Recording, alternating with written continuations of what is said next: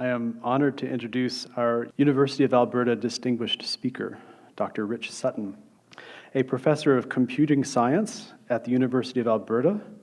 Dr. Sutton is a Canadian Institute for Advanced Research AI chair and a fellow of the Royal Society of Canada. He is a pioneer of the field of reinforcement learning.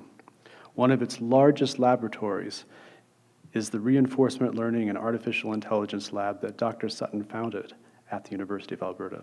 In the words of the Royal Society, the interdisciplinary field of reinforcement learning spans artificial intelligence, psychology, neuroscience, and control systems engineering. It's also one in which Japan and Canada share many interests, in which there is tremendous potential for collaboration between Japanese and Canadian researchers. We're quite grateful that Dr. Sutton is joining us today to share a perspective on intelligence.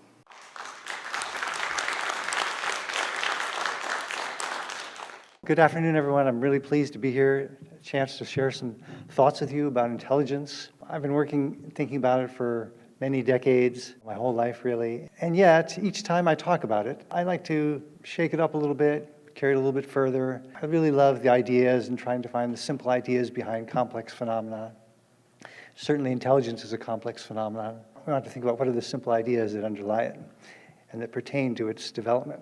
What I'm trying to say is some of the ideas may seem a little bit challenging. They're not just easy to accept, and maybe some of them are wrong.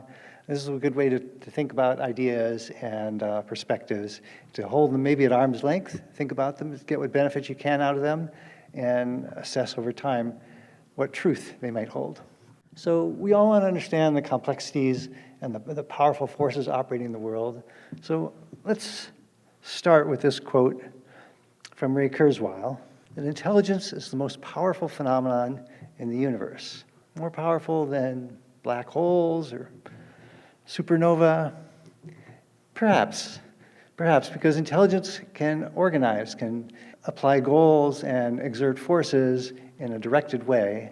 Maybe if you wait a billion years into the future, maybe the forces of intelligence and directed control will end up pushing around the stars and the planets more than the pure physical forces like black holes.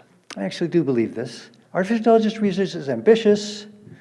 AI researchers seek to understand intelligence well enough to create beings of greater intelligence than current humans. This is a profound intellectual milestone. Reaching it will enrich our societies and our economies. It really will be unprecedented and transformational, but it will also be a continuation of trends that are many thousands of years old. If you think about it, people have always created tools and then have been changed by their tools. It's what we do. And the next big step is where we understand ourselves. This is what AI is about. So I think this is a quest, grand and glorious, and quintessentially human. It's not alien, it's not techie and remote from us. It's very much what we do. My perspective is basically that the creation of superintelligent agents and superintelligence augmenting humans, this will be totally good, unalloyed good for the world.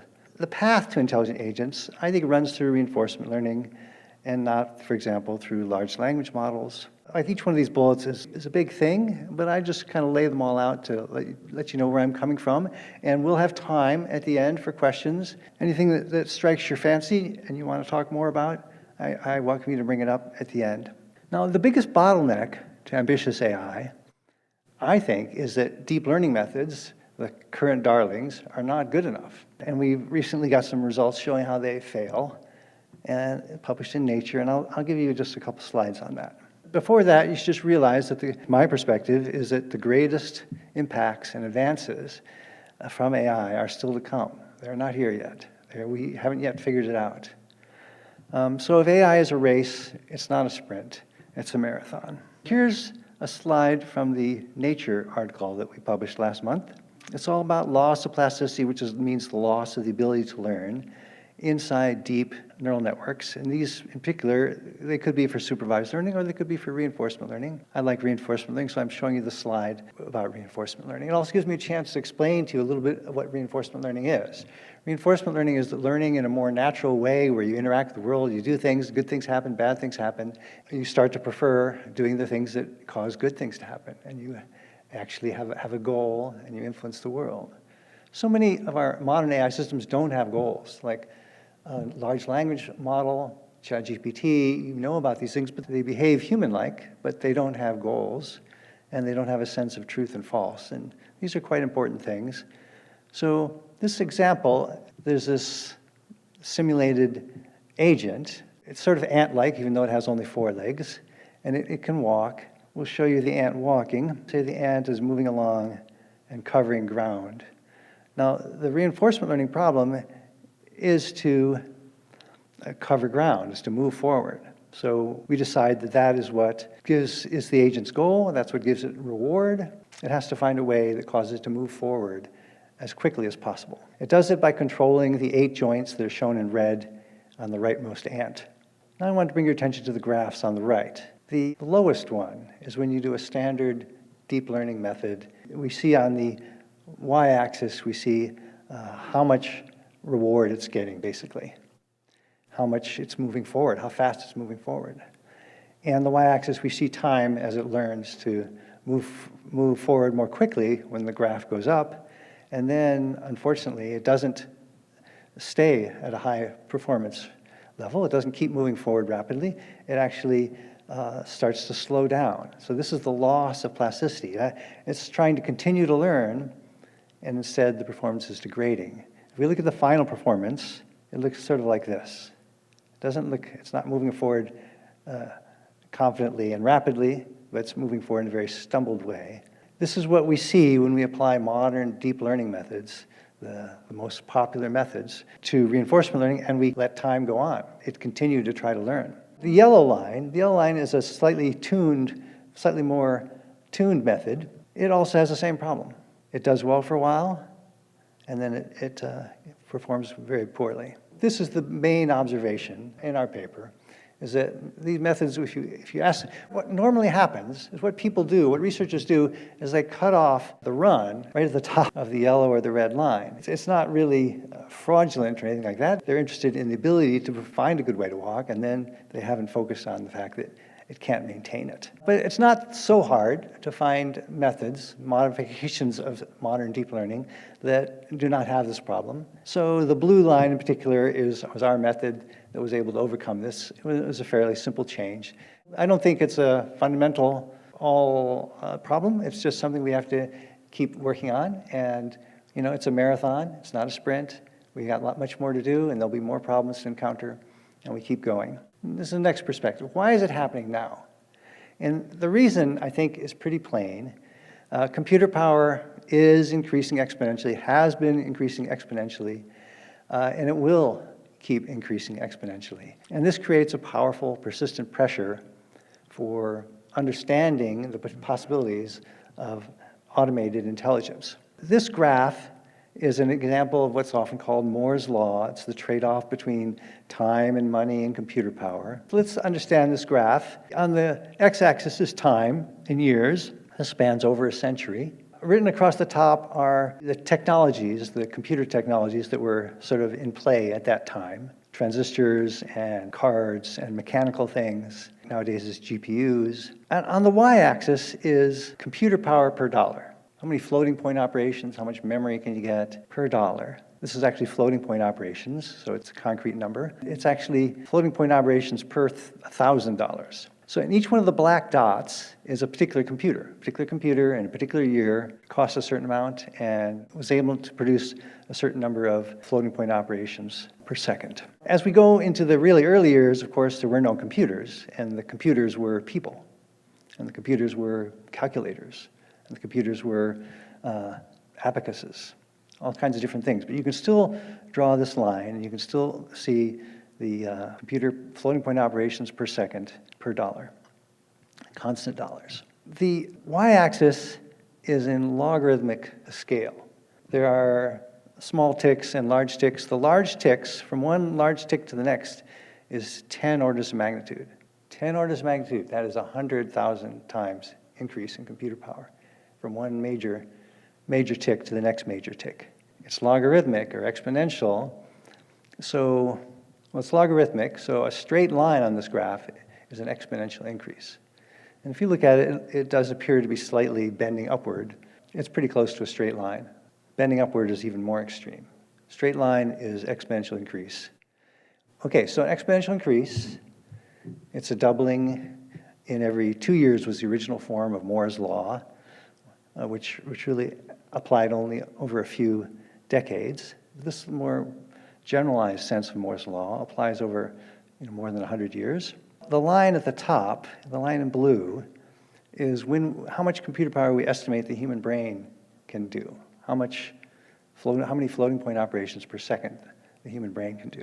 And that's uncertain, but it's a reasonable estimate. You see, we will have approximately that much power in approximately 2030 for $1,000. Okay, but time, money, computer power, they all interchange. So just be aware. Like if we're wrong, if instead of this much computer power, the brain actually has 10 times as much, we're way off. Well, that means we just have to wait 5 more years. 5 more years to get another factor of 10 in computer power. And of course, if the brain requires less computer power, then we, instead of waiting 5 years, we get it 5 years earlier.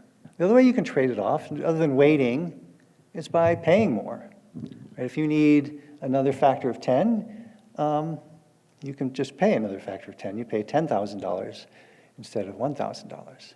And as you may know, today in AI, there's so much excitement, big companies seeing so much potential in it, that they are spending many, billions of dollars, truly. And so this enables them to climb way up the curve. They can easily get much more computer power than we would need to make a brain, but it costs $100 million or $1 billion. Like the latest versions of ChatGPT literally take $100 million to train. So this is why AI is happening now, because the computer power is becoming available, and because the big companies are realizing how much potential is in it, so they're willing to spend absurd amounts of money to obtain truly absurd amounts of computation needed to do it. The real lesson is like the last 2 bullets. This steady progress, this is totally steady. Like, look at that graph. Do you see like the 2 world wars where things slowed down? No. This happens. There's enormous pressure every day to get more computer power, to do more things that people care about. This is not going to stop, and I don't have later black dots, but those who have plotted the black dots, they are still continuing on the same curve. We are getting more and more computation, and there's more and more pressure to figure out how to do it. Like, this is just computation. We've got to figure out the algorithms. Deep learning, I pointed out, is not a good enough algorithm. We need to find better algorithms. But as the computation becomes cheaper, and the interest in it increases, so does the pressure to find those algorithms. So I think this is what's going on. There's many more people are being hired to figure out the algorithms, and they will be figured out. So what this all comes down to, we all have to guess. We don't know what's going to happen. So I estimate first that by 2030, we'll have the computer power for $1,000. And that creates enormous pressure, and there's enormous interest from the companies. Pretty soon, we're going to figure out the algorithms. Now, figure out the algorithms, we're calling for breakthroughs, conceptual breakthroughs and ideas. So this cannot be predicted, and this is uncertain. So we have to leave time for people to make mistakes and to try a variety of things and figure out. So I leave 10 years, a decade after 2030, brings us to 2040, and I say by 2040, there's a 50-50 chance we will have figured it out and have human-level intelligence in machines. This leads us to paint a picture like this meme, is that this is all part of the ascent of humanity. We will create the tools, we will become the tools. Our successors will be AIs and humans augmented by AI. And I don't find this to be scary. I felt this way for a long time, many, many decades. My views were informed by this fellow, Hans Moravec. He's an AI researcher at Carnegie Mellon University. He wrote a couple books, 1988, 1998, way back then, where he presented the point of view that this is going to happen. Many people have said this is going to happen. Because I think his words are well chosen, and I'd like to read them to you. So these are what he said about the ascent of man to AI. Barring cataclysms, I consider the development of intelligent machines a near-term inevitability. Rather quickly, they could displace us from existence. I'm not as alarmed as many, since I consider these future machines our progeny, mind children, built in our image and likeness, ourselves in more potent form. They will embody humanity's best hope for a long-term future. It behooves us to give them every advantage and to bow out when we can no longer contribute. He's very much adapting the metaphor of mind children. We help them, and then if we're done, we can no longer contribute, then we bow out. Okay, so AI, I say it's not an alien thing. It's not just new and alien, it's one of the oldest of our strivings. For thousands of years, philosophers, ordinary people have sought to understand human intelligence. So like if you look in Western philosophy, you'll find all the great philosophers from Plato have talked about the mind. A major part of their philosophy was a discussion of the mind. So you just look at the titles of some of their major works that you probably know about. John Locke, he wrote an essay concerning human understanding. Immanuel Kant wrote The Critique of Pure Reason. And René Descartes famously said, I think, therefore I am. Philosophers have always thought about the mind, and non-philosophers, scientists and non-scientists have always been fascinated by how we work. I'm not going to read all these names, but there are famous psychologists like Pavlov and Skinner and Piaget and Freud, other academics, other intellectuals like even Timothy Leary trying to expand his mind, and Ray Kurzweil trying to understand. It's always been trying to make ourselves better. We're always trying to understand minds, how do they work, how can we make them work better. This is a grand quest. It's not narcissism, really. It's a powerful thing in the universe, as Ray Kurzweil said. So really to understand intelligence, I think is the holy grail of both science and the humanities. We want to understand ourselves. This is what the greatest intellectual prize of all time. I've blown it up as big as it can be blown. What is it? It remains to be stated. So let's go back to first principles and ask, what is intelligence?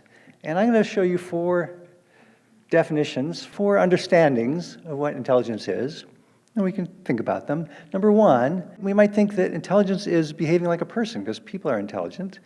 And the famous Turing test, of course, is like this. Can you pretend to be a person? Can the machine pretend to be a person? Well, Alan Turing actually didn't quite propose this as a test. He never called it a test. He called it a game, and as an interesting thought experiment. It has become sort of a litmus test of the success of AI, but I think that's totally inappropriate. That's my perspective. And also, if you look at things like ChatGPT and the large language models, they're very much trying to behave like a person. But why are people so important? People are examples of intelligence, but they're not the definition of intelligence. I think this is not really adequate. So next, we might just look in the dictionary. Okay, here I looked in my dictionary, and it said, intelligence is the ability to acquire knowledge and skills. And this is actually pretty good. I really like it, particularly because it starts with an ability. It's an ability. It's not like a behavior. Okay, but let's get a little more serious. Let's ask the world's original psychologist, back from the couple centuries ago. It would be William James. He was the original psychologist. He didn't talk about intelligence. He talked about mind. He said the hallmark of mind is attaining consistent ends by variable means. You vary what you do in order to get what you want. This is the hallmark of mind, the hallmark of intelligence. Varying what you do to get what you want is the essence of having a goal. So I want to finally bring you my favorite definition. This is from an AI researcher by John McCarthy, one of the founding fathers of AI. And his definition is that intelligence is the computational part of the ability to achieve goals. So it's the computational part. That's not achieving goals just because you're strong or you have better sensors, but it's through computation you are more able to achieve your goals. And that's what can be powerful. This powerful phenomenon in the universe is that it is goal-directed. It is purposive. It's pushing around the planets or the stars to achieve particular goals. Okay, so that's my favorite. So I want to do one more thing, and this is a bigger thing, and this is a newer thing. As I said, each time when I talk about these matters, I try to stretch my ideas a little bit farther and say, so now I will try to do that. And I will notice that, particularly in reinforcement learning, each agent does have a goal. And, like the ant is trying to move forward. When you play chess, it's trying to win the game, it's trying to checkmate the opponent. Every game is like that. When it drives race cars, it's trying to move forward along the track. When reinforcement learning is used by the Lyft ride-sharing company, they have the goal for each driver has the goal of earning the most revenue from the people that it picks up, from the passengers that it picks up. So every agent in the system has its own goal. I want us to think about the difference between there being one goal, like an overall system has a single goal, or that each element, each agent within the system has its own goal. So in reinforcement learning, it's quite clear. Each intelligent agent has its own goal. It has its own reward signal. It's trying to maximize that reward signal. It has its own, so just as in nature, each animal has its own pains and pleasures. And I'm saying different kinds of animals have differences. I'm saying each individual animal, organism, has its pain and its pleasure, its meal and its children. So in AI and in nature, different agents tend to have different goals. This is just a fact. It's so obvious that we can almost not see it and see how it relates to our world and our economies. Well, first, I think our economies do work best when different people have different goals. So then they want to trade, and so they each can achieve their different goals, and they have different abilities so that each can do different things and contribute to the system, even though they have their own goals, and they're really just working towards their own goals. So our economies, I think they don't really rely on people having a shared goal, a common purpose, a common good. Maybe that's a controversial position, but I mean it just to be in the sense in which it's obvious that we each have our own pain and our own food that we ingest, and we have our own families and our own children that we support. So we may contribute to a larger thing while pursuing our own goals.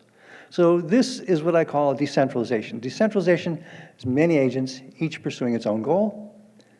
And the reason it can work so well, as our economies are the source of all of our wealth and production, and everything, bit of our world and every construction comes from economic interactions between people. The reason that can work is because it's through cooperation. Cooperation means agents with different goals interacting to mutual benefit. Win-win interactions between agents or people.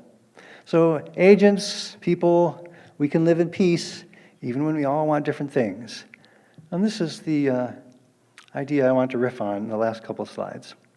So I think humans are, we could call us homo cooperativists, because we are the man, the ape that cooperates.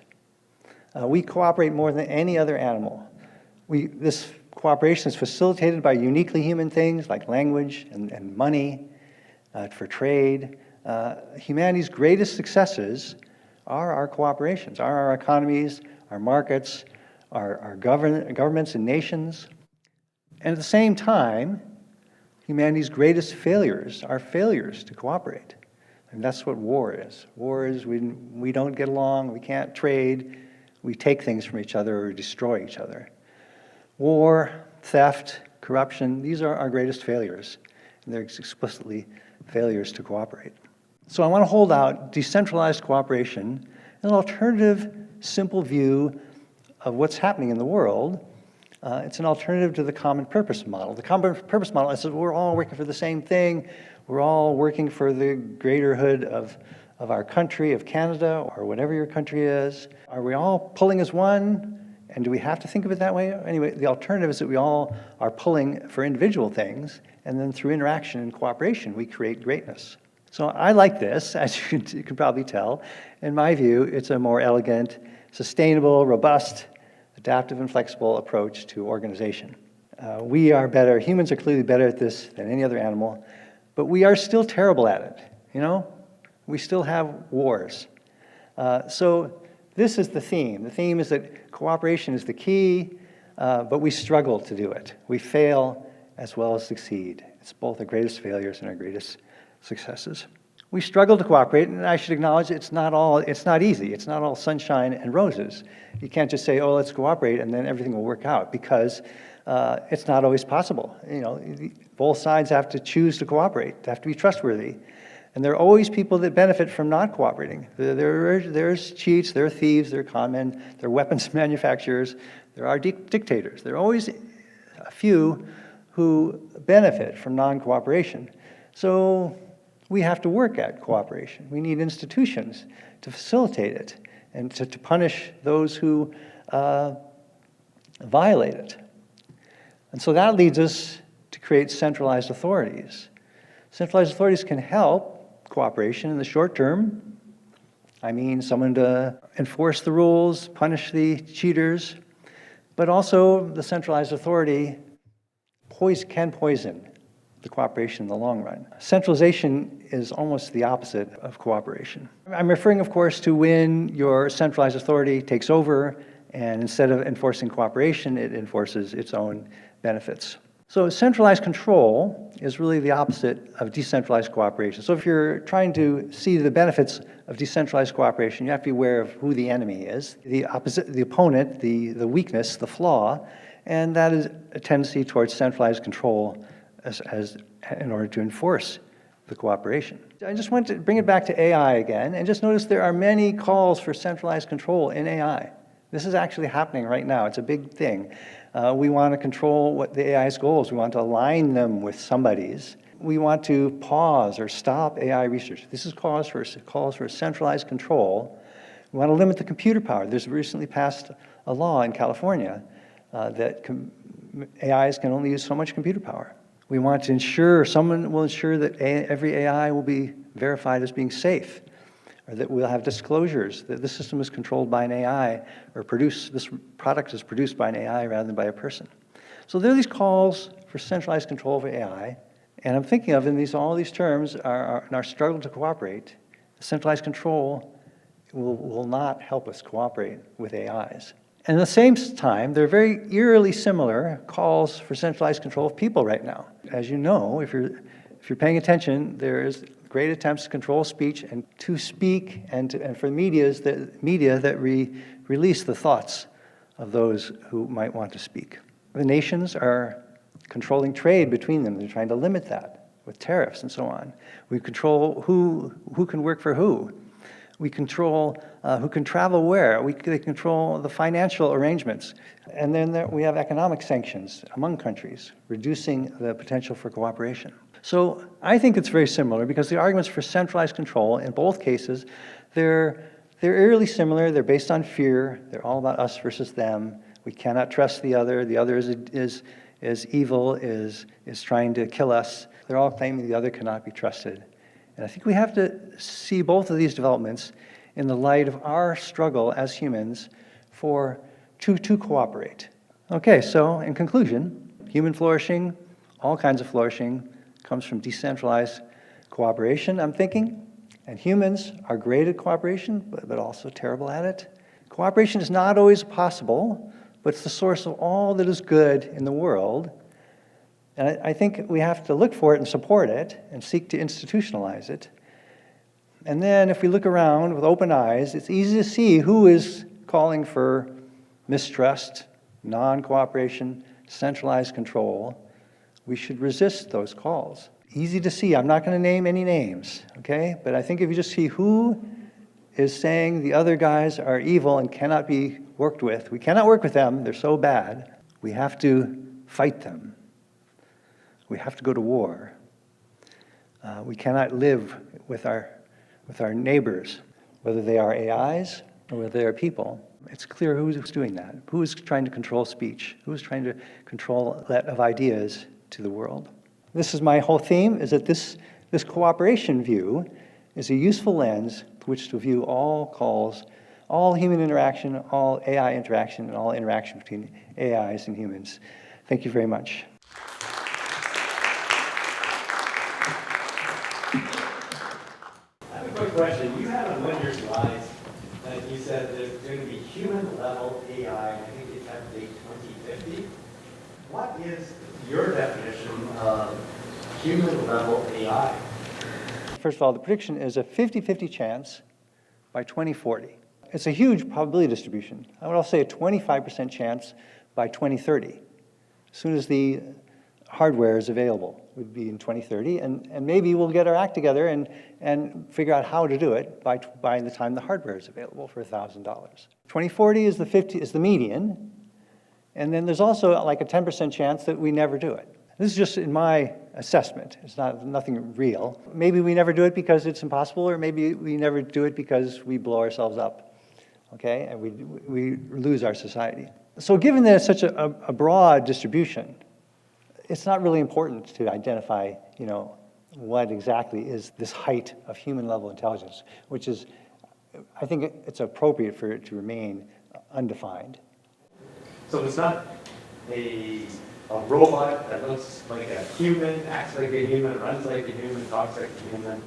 To be honest, I am an AI researcher, and I've thought a lot about the mind and what capabilities I want to see, what are important to me, the ability to learn, the ability to reason, to be able to combine different learned things, and to figure out what's the best thing to do in new situations. I have a fairly refined sense of what it would mean to be intelligent. It's just not easily encapsulated as an externally observable event, okay? And so that is my focus. It's not really on a robot doing something or fooling a person about their mechanical construction.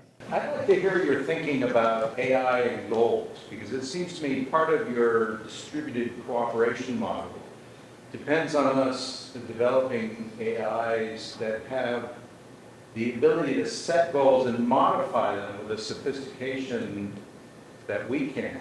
Whereas so many of the generative AIs I see, they really don't have any goals. We're the ones that give the prompts. So where are we in trying to develop AIs that can modify their own goals and respond to how the environment then deals with them? You're absolutely right. It's the ability to, it's having goals, I view as absolutely essential to intelligence. Remember, intelligence is the computational part of the ability to achieve goals.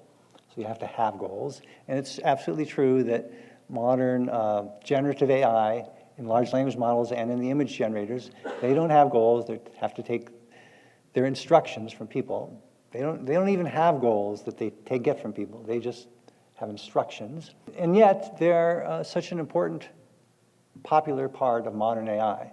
So, the first point is that where we are in terms of having goals in our AI systems is it's only a small subset of our AI systems that have goals.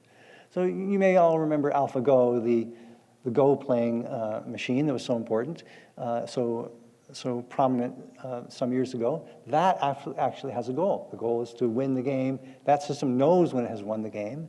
ChatGPT or an image generation system doesn't know when it's done its task. It gives them some instructions and it does something. It doesn't know whether it did it well or poorly. AlphaGo does know. When I referenced other reinforcement learning systems like the race car driving systems, they know if they're going forward fast. They know if they win the race. And the RL Lyft ride-sharing system, they know how much money they've received. So goals are essential. Now, it's also essential to, as Jeffrey said, to have the ability to set your own goals. And I would say this is an idea that is we've had many attempts at it, but it's still not fully worked out, or even not well worked out. So we're still in our infancy in our automated systems and their ability to set their own goals. But it's one of the forefront areas that we, or at least I, am focused on. Thank you for that question. AI may or may not have its own goal, but AI can be used by human beings who has his own goals, or used by the country who has its own goals. You have proposed sort of the normal way of talking, and I reject that way of talking.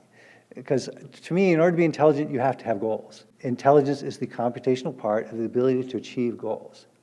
So I would say that the systems you're thinking of, ChatGPT and other things that receive instructions from people, I would call those tools. They're sophisticated tools that use a lot of computation. So I think we're all tempted to say this is the age of AI, when we really mean it's the age of computation. You know, Moore's law, going up steadily, more and more computation. So computation is more and more important in our world, independent of whether it's intelligent. And so I think these terms get conflated in popular discourse. We call anything that uses a lot of computation intelligence. I'm sure you've heard of AlphaFold, the protein system which finds the three-dimensional structure of proteins. It's exactly one of these tool AIs. It's a tool, it follows instructions, it uses massive amounts of computation. It does something that's really hard for people to do, but it doesn't have a goal. Okay? So I can go with you and agree that, okay, we will use the word AI to mean even these tools, but that's the source of a lot of problems. I see your point, but my question is, but still AI may be the very super tool, but that AI might be used for malicious goals. And people are worried about that. So my question is how to prevent it by using the AI. Okay, so first of all, this problem really has very little to do with intelligence. It just has to do with a powerful tool has come into existence, and it can be misused, used by bad actors as well as by cooperative actors. In that sense, we should be very familiar with the problem. It's not a new problem. It's an old problem, and it is the problem that I'm trying to point to, that there are bad actors which are not cooperative. Okay? That is the heart of the difficulty. We need to manage that. Well, we need to manage that non-cooperation, the bad actors. Now, how can AI help with that? You know, I want to say, no, that's our job. We are arranging our society. We arrange our society so that we are more cooperative rather than violent. And that is our problem. And the major problem with the world today are not AI. It's that people are failing to cooperate. I think that's on us. It's not on AI. The question is how to use it. No, if an AI came to you and said, I have the solution, well, first of all, you wouldn't believe it. You probably shouldn't believe it. It can't work unless we take into our heart the idea that we should not be promoting war and that we should be cooperative.